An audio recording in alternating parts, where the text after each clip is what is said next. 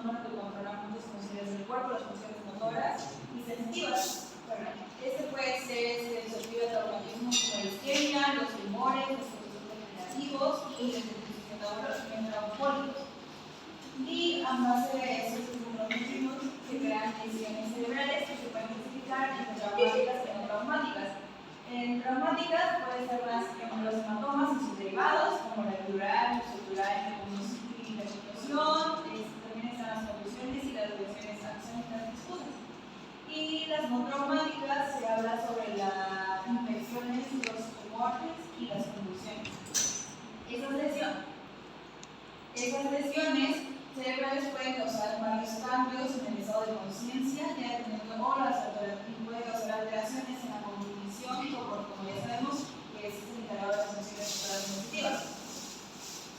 Bueno, los trastornos nos dicen sobre manifestaciones y lesiones cerebrales. Como ya mencioné anteriormente, el cerebro es susceptible de lesiones cerebrales y estos pueden ser causados por traumatismos como la ictus y otras enfermedades. Y se pueden manifestar en cambios de conciencia y alteraciones en la función motora y sensitiva. Bueno, el estado de conciencia es más que nada, se da en todas las enfermedades o lesiones y esta produce alteraciones y se puede observar según su nivel de lesión y su nivel de conciencia.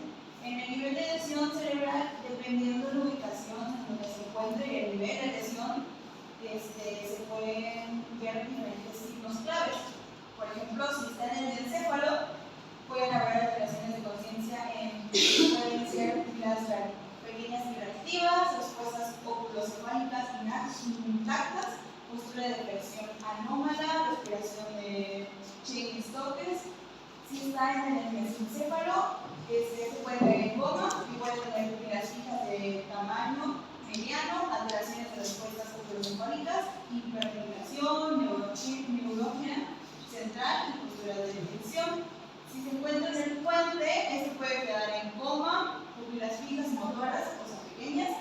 Puede tener una mirada descontrolada, alteraciones de respuesta oculomuscular, pérdida del reflejo corneal, hemiparesia, cuadriparesia, posturas de extensión, respiración apneica.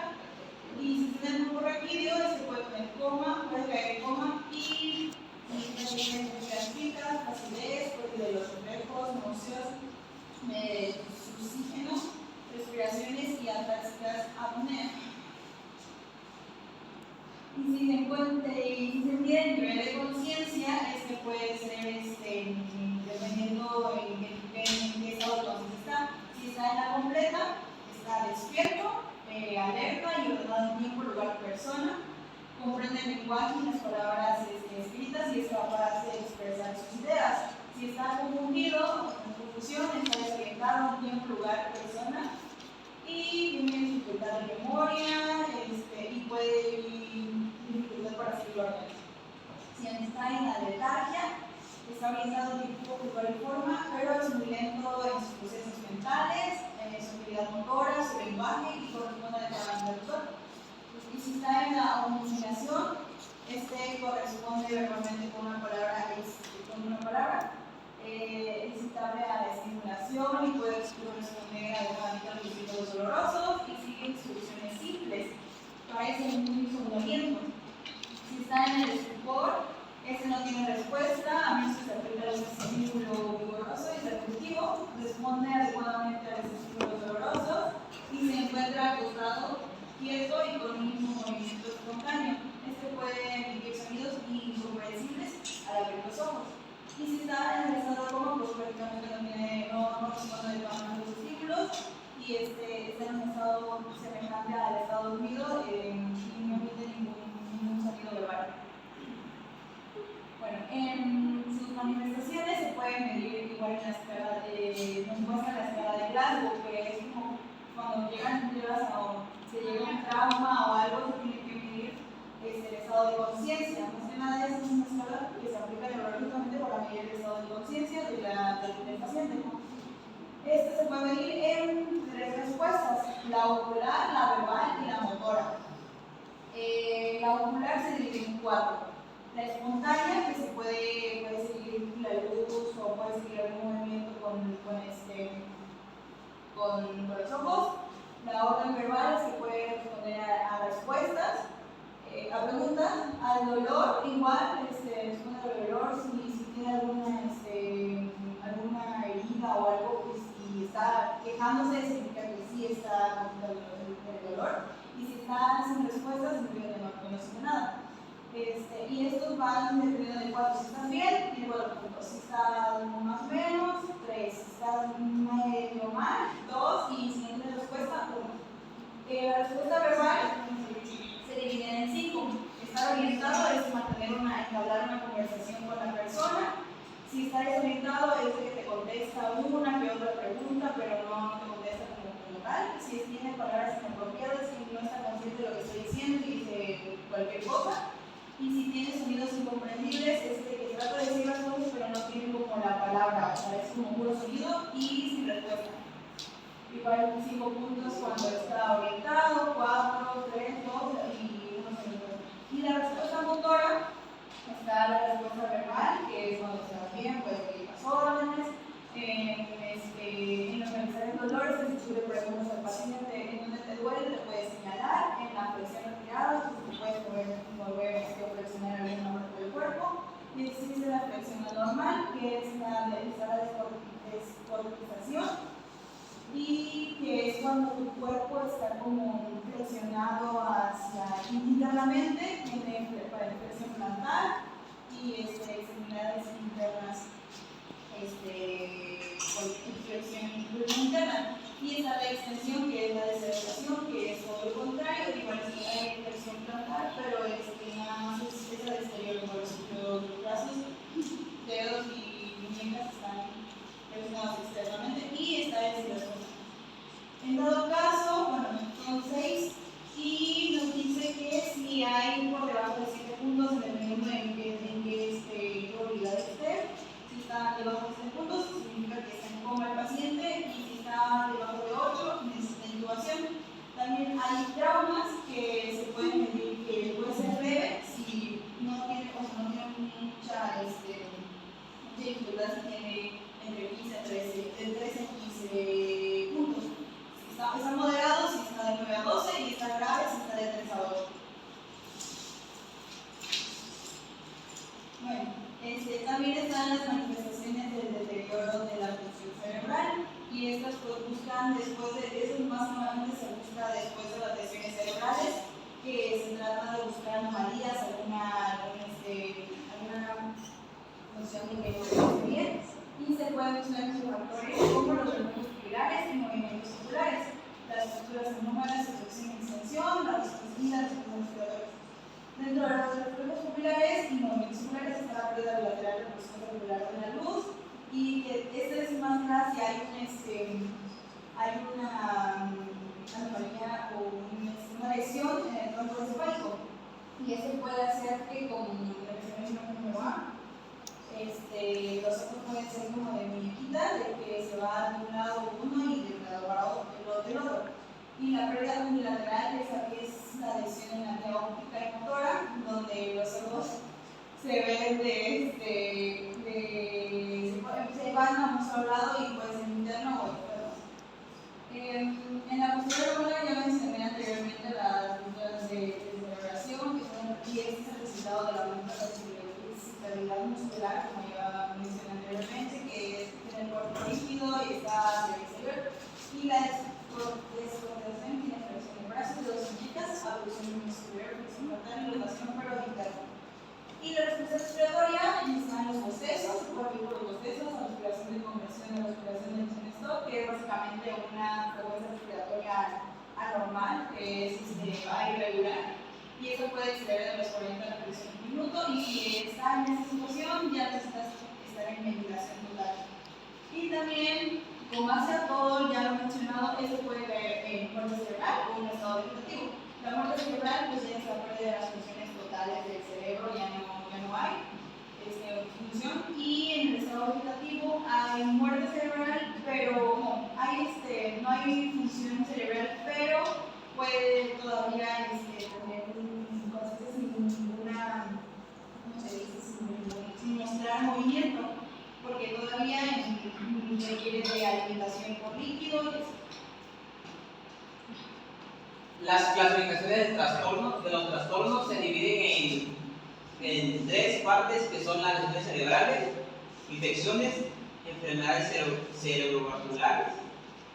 Las lesiones cerebrales es la parte del cerebro que se compromete más es la parte más comprometida a los golpes, a las lesiones, que su fin es proteger los tejidos blandos del sistema nervioso central, ya que también imponen riesgos como fuente de lesiones por unas fuerzas internas. Las fracturas del cráneo pueden comprimir las secciones del sistema nervioso y causar unas heridas penetrantes.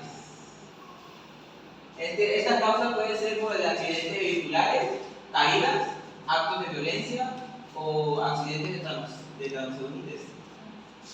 Los afectados son el cuero cabelludo, el cráneo, las meninges y el cerebro. El hematoma. El hematoma es la acumulación de sangre debido a la ruptura de los vasos capilares. Se divide en tres tipos de hematoma: el epidural, el hematoma subdural y el hematoma intracerebral. Estos hematomas pueden ser únicos, se pueden presentar en cualquier lóbulo del cerebro, pero más frecuente en el lóbulo frontal, en el lóbulo temporal, que es el más peligroso. Frecuentemente en personas mayores y alcohólicos por vasos sanguíneos más frágiles, y los traumatismos entre la dura madre y la aracnoides, resultado de un pequeño desgarre.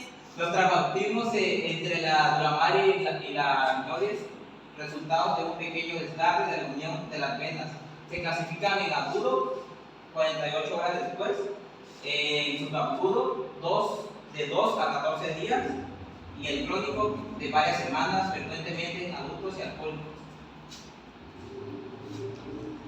Y las infecciones, estas son causadas por una bacteria, virus, hongo u otro, ya sea por medio del torrente del sanguíneo cruzando la barrera hematocefálica o por invasión a través de una fractura cerebral, o simplemente por una contaminación de una cirugía durante una punción lumbar. La meningitis es la inflamación de la vía madre, la aracnoides, y también en el espacio de subaracnoide lleno del líquido cefalorraquídeo, y es causada por una infección como también por un químico. Existen dos tipos, que son la bacteriana y la vírica. La bacteriana obviamente es causada por bacterias, como por ejemplo el neumococo, el meningococo, excepto en los recién nacidos, infectados principalmente por los estreptococos. Del grupo B, en estos adultos, los bacilos gram-negativos y listeria monicitogenes. Y la vírica es similar a la bacteriana, aunque esta se autolimita y requiere un tratamiento somático. Puede ser causada con mayor frecuencia por el enterovirus, incluido por los virus del y el polio y el pecho. El eco.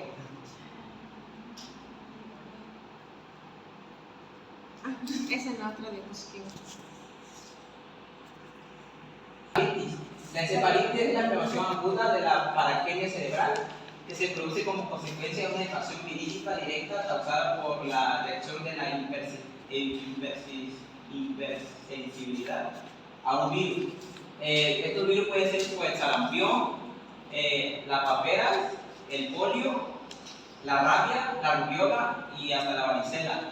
Los síntomas que puede causar son la fiebre, que no es muy alta, el dolor leve de cabeza, la baja energía, la falta de apetito, la torpeza, la confusión o desorientación, la somnolencia, la irritabilidad, la sensibilidad a la luz, vómitos o hasta a veces rigidez en el cuello y de la espalda. Los tratamientos pueden incluir medicamentos antivirales si es provocado por un virus, provocado por una infección, antibióticos si fue provocado por una bacteria, y los anticonvulsivos para prevenir obviamente las convulsiones, los esteroides con fin de reducir la hinchazón del cerebro, y los sedantes para tratar la irritabilidad o inquietud. Y como también el más famoso es paracetamol para la fiebre y el dolor de cabeza. El número 3 es enfermedades cerebrovasculares, conocidas también como el ictus, o en otras sílabas son ECV, enfermedades cerebrovasculares. Básicamente ambas significa enfermedades cerebrovasculares, pero en otras siglas. Se dice que las enfermedades cerebrovasculares son enfermedades que comprenden varios trastornos que afectan básicamente los vasos sanguíneos, pero del cerebro. Entonces, aquí les puse más o menos que se den una idea de cómo está ramificada los vasos sanguíneos en el cerebro. Y vamos a hablar primero de los vasos sanguíneos cerebrales para que me entiendan por qué surgen los ictus. Y se dice que los vasos sanguíneos son estructuras tubulares que se forman parte del sistema circulatorio y se encargan de transportar la sangre. Y cómo surge el flujo sanguíneo en el cerebro está conformado por dos arterias importantes, que es la arteria carótida y la arteria vertebral. Como pueden ver en la arteria carótida interna, en su parte anterior, en esta parte, esta es la arteria más importante, que es esta, la arteria carótida, las cuales tienen ramificaciones. Si se pueden dar cuenta, en este color verde es donde se encuentra la arteria olfativa, que si se da, está cerca de la nariz. Luego sigue la ramificación de la arteria carótida anterior, que se encuentra acá, y la arteria comunicativa posterior, que es esta que se encuentra acá. La mayor parte del flujo sanguíneo en el cerebro se encuentra en la arteria cerebral media, que es aquí, y la arteria cerebral anterior, y hace como una Y, básicamente, y es ahí donde siempre surgen los problemas. Más que nada,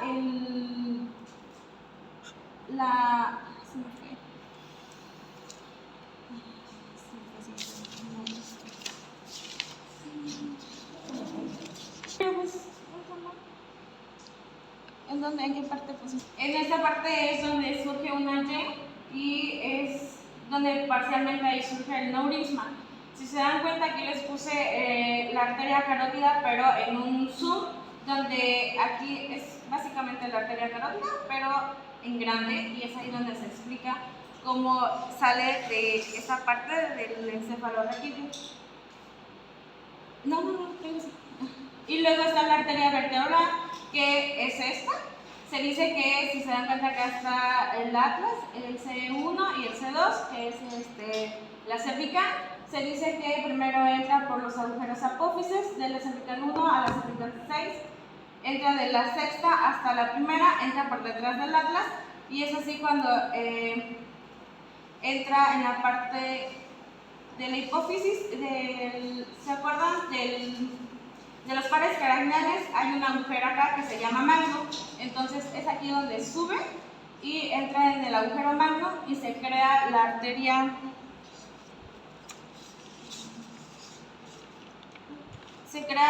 basilar.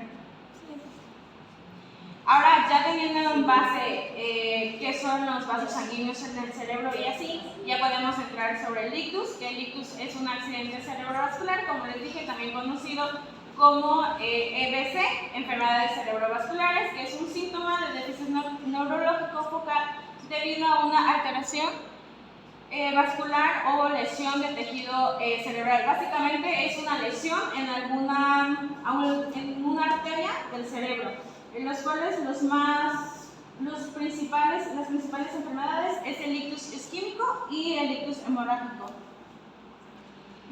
En el isquémico, conocido como infarto cerebral, o sea, si se le dice a un paciente qué ictus tiene, obviamente ellos como normalmente no lo conocen como ictus a las enfermedades que engloban todas, te van a decir como de que no, yo no tuve ningún ictus, yo tuve, no sé, un infarto cerebral o una hemorragia. Pero el ictus isquémico es el infarto cerebral, que es causado por una interrupción del flujo sanguíneo en un vaso cerebral, que se presenta en los mayores casos es un 80 o 85% más que el hemorrágico. También es causado por dos tipos de interrupción sanguíneo, por el trombo y el émbolo. La diferencia del émbolo y el trombo es que el trombo es un coágulo de sangre que se forma en un vaso sanguíneo, ejemplo, colesterol, que si se dan cuenta que está formado, ya está el colesterol obstruyendo la arteria. Aquí, como se dan cuenta, está viajando la sangre y como está obstruyendo, se queda esta sangre acá y es acá cuando se provoca un coágulo. Ahora, ¿qué sucede? Después del trombo y se provoca el coágulo, empieza el émbolo. Que el émbolo es causado por un coágulo sanguíneo en un movimiento que viaja desde su origen hasta el cerebro y se aloja en las arterias más pequeñas, las cuales obstruyen. Es otra forma de obstruir, pero aquí ya se formó un coágulo y aquí, si se dan cuenta, ya está el coágulo hecho después del émbolo. ¿Y qué es lo que pasa? Surge un pedacito del émbolo, va viajando por todo la arteria hasta topar con una arteria pequeñita y es ahí donde ya obstruye por completo y empieza a hacerse las bolitas, empieza a acumularse la sangre hasta crear una bolita, que es ahí donde ya surge la hemorragia. Bueno, una parte de la hemorragia, porque se dice que el ictus hemorrágico es el derrame cerebral causado por una ruptura espontánea de un vaso cerebral. Se representa en los casos, es un 15 a 25% de los casos, como le digo, es más común el ictus isquémico que un hemorrágico. Si se pueden ver cómo sucede una ruptura similar, y es ahí cuando sale, y es ahí cuando ya es la hemorragia. ¿Y cómo surge la hemorragia como tal? Surge por una malformación que se llama aneurisma. Es un abultamiento de un punto de debilidad localizada en la pared muscular de una arteria. Por lo regular pasa en una arteria. Si se dan cuenta, las arterias tienen tres capas, la externa, la interna y la media. Surge cuando la media hay un desgaste y ya no está. Entonces, hagan en cuenta que aquí ya no hay capa media, entonces solamente está la capa externa. Entonces el fluido de sangre empieza a salir y es cuando se crea acá un aneurisma, conocido como, lo pueden ver como una bolita de sangre.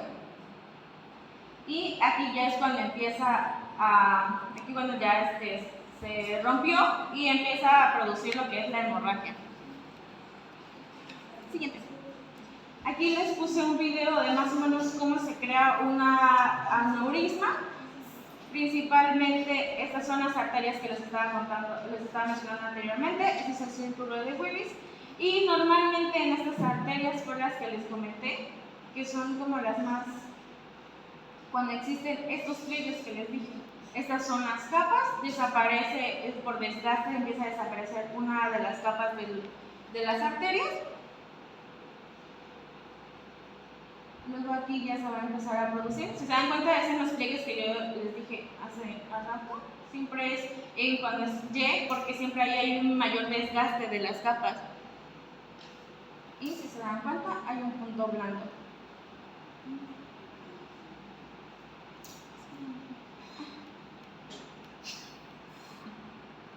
Y aquí ya se empieza a formar una aneurisma, empieza a salir la sangre. Y cómo es que se rompe esta bolita, es cuando ya empieza a chocar, es como si tuviéramos un globo y lo estamos inflando y empieza a chocar con dos paredes. Llega un punto en el que se va a romper y es ahí donde empieza a salir la sangre y es acá donde pasa de aneurisma a hemorragia.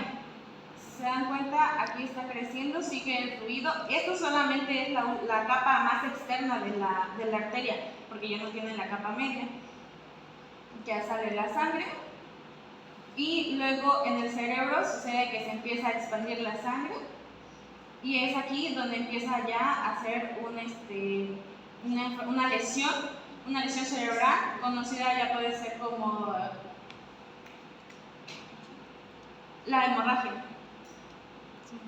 Si se dan cuenta que ya está lesionado y ya está la lesión cerebral. Los síntomas de un aneurisma no rota es cuando tenemos dolor de cabeza, dolor cerca o detrás de uno de los ojos y problemas de la vista, párpado caído. Por ejemplo, aquí hay más o menos como el párpado empieza a caerse, si se dan cuenta. Problema de la vista, anteriormente les expliqué en dónde estaban las arterias, donde afecta lo que es el olfato, la vista y dolor de cabeza. Por ejemplo, acá tenemos una imagen que ven como hay un aneurisma en esta parte y es así como afecta la vista, la cabeza, que por lo regular siempre están en la parte frontal de la cabecita. A un costado del hipotálamo o más o menos a mediados del hipotálamo siempre se crean las aneurismas, que por ende surgen las hemorragias. Y los síntomas de una ruptura, cuando ya existe la ruptura de una aneurisma, es del dolor de cabeza severo, repentino, problemas de la vista, náuseas, vómitos, dolor o rigidez en el cuello o confusión. Ahora, los síntomas del ictus. Se dice que el ictus es por parálisis facial, igual se les puede quedar por la palabra face, que en inglés es face, art y space, que significa cara, extremidad, palabras y tiempo. ¿Qué pasa si, por ejemplo, en F, que es cara, es donde vas a diagnosticar o vas a ver que el paciente hay una parálisis? Es como la primera fase, es la parálisis facial, donde ves que su boca empieza a enchecarse. El arm, que existe extremidades, es cuando por lo regular siempre el brazo se le cae y no puede hacer ninguna movilidad, básicamente el tono muscular queda nulo. Y el stress, que es la palabra, es cuando hay alteración de repentina de la palabra, la persona quiere hablar pero no puede, y tiempo, es cuando uno, como si estamos viendo eso, tenemos que rápido llamar a emergencias y básicamente decir, ya con que sepamos que hago una parálisis facial, sabemos que es un ictus. Tal vez no sepamos si es un ictus isquémico o hemorrágico, pero no sabemos que ya es un ictus, y básicamente decirle a la emergencia que es un ictus, así ellos van a poder saber qué llevar para ese tipo de personas. Y si se dan cuenta que está falta de sensibilidad en la mitad del cuerpo, que va junto con esto, porque normalmente una extremidad se queda sin movimiento, y por lo regular es la mitad. Empieza con los dolores de cabeza y sensibilidad de los sentidos del desequilibrio. Y ya sería todo.